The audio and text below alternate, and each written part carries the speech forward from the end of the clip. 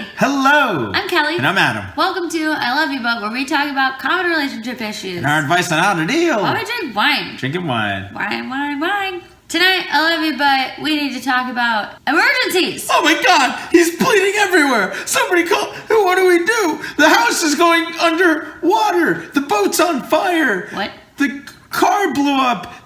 Where are the children? Calm down. It's an emergency. So listen, emergencies are going to come up in your relationship, and you need to be ready to handle them. When you're together, every emergency takes two people to solve, because you're going to get that call from your person calling frantically, freaking out, beside themselves with emotion, not understanding why it had to be them in that moment, and if they can't deal with it. And so that leads us to step one. I got a call recently from someone. Not me. It was definitely me. It was definitely Adam. He was freaking out because he got a flat tire on his way to work. It was the worst. I was late for work and I had a flat tire, and I don't want to pay for a flat tire. And I did this like a year ago as well. I got a flat. It was horrible. So I'm calling Kelly. There was actually a point in the conversation where I could only go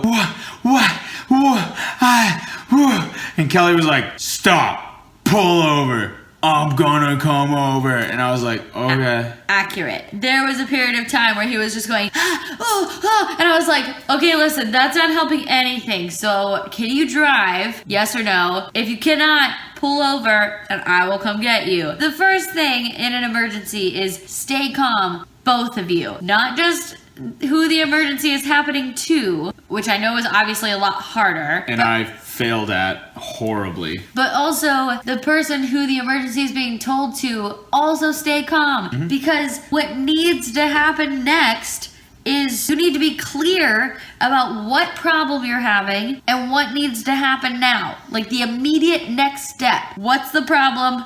What do you do now? And you can't let your emotions cloud your judgment. You have to just logically go down the list. No matter how bad or weird it is, you just gotta step by step deal with it, swallow the fear, swallow the anger. Doesn't matter. Adam spent about 3 minutes going, no, I think I can make it. I have a flat, but I think I can do it. And I was like, listen, you shouldn't drive on a flat tire. You're obviously not making it. I hear this weird whooping sound happening now. It's just like, whoa, whoa, whoa, whoa. And you were like, I don't know what's happening. And I was like, I do. Pull the fuck over.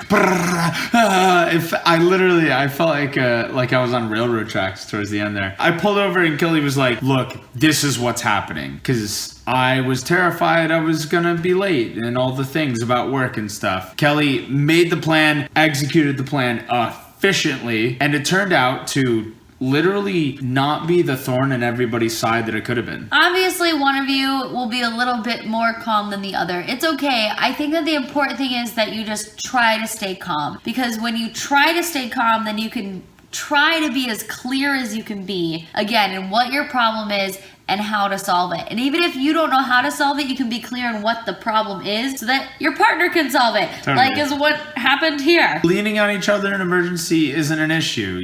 You do it. You catch one, your partner catches the next one. It's a mutual thing. When you do receive that phone call, though, the first emotion, once you hear the story, might be, oh my God, you dumb shit, fuck you. And you have to take a moment and you have to make a serious decision to not be mad, because don't act like you've never done some dumb shit that really fucked you and a friend over. You gotta not be mad. The person who it's happening to also has to not be mad at the situation as well, so that, go back to step one, you can stay calm, you can make a plan, and you can execute. Judgment's not gonna make anything go faster. It's gonna make it go slower, and you're gonna resent each other the entire time. Be an effective couple in this situation. I was definitely not mad when I got that phone call today. That was definitely not my first reaction. She didn't seem mad at all to me, so I believe you.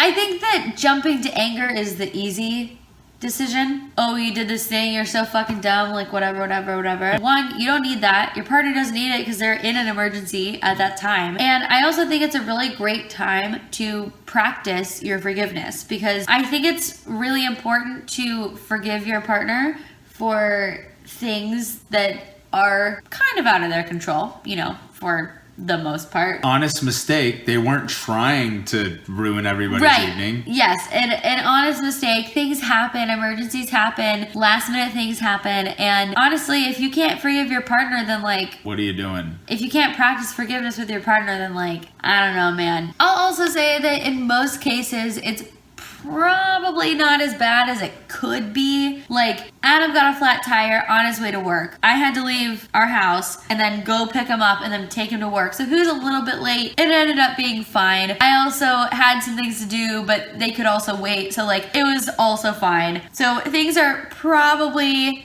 not as bad as they could be. Sometimes they are, and it's okay. I'm not trying to say that every emergency isn't as bad, because sometimes it really is. But even the insurance, the towing guys who came down and helped out Kelly put my spare on, were there in 20 minutes. I think it really worked out. It was not nearly as bad as it could have been. There are 100 things that could have happened to me in a vehicle 10 times worse than what happened. And I think it's also important to take things in perspective, because things could have been worse. They just could have been worse. Like, I don't even know how else to say it. Like, they just could have been worse. And I think that's important to remember, because I'm sure that with enough time, you will be like, remember that one time we all thought it was really fucking serious and that it was just like not. And then it was fine. And now it's funny. There's so many of those things that happen in life, and that's probably what your emergency is going to turn into within the next 48 hours. And try to think of it like that too. Like, try to accelerate that a little bit more. And remember, your partner is doing the best that they can. They probably didn't try to create this emergency. They definitely didn't. Well, maybe. I wasn't gunning for the curb. The curb had it out for you. The curb had it out for me. I blame the government. The curb had it out for him. His tire was angry at him. You know, it just like Obama, you know. Obama. Thanks, Obama. So flat tire is just our recent experience. We've had others, and I'm sure that you've had a lot of others. So please feel free to tell us about the emergencies that you've had and how you've dealt with it and how you've gotten past it, because I think it's really important to share, because sometimes you just don't know how to get over it and you do need advice from other people. So hopefully we can help you out. Let us know how you got through your emergencies, because we need advice too. Let us know. It's probably a fantastic story to tell and a super fun story to read anyways, so share it. We want to know. Like, comment, subscribe, Share with your friends. and have a great rest of your evening.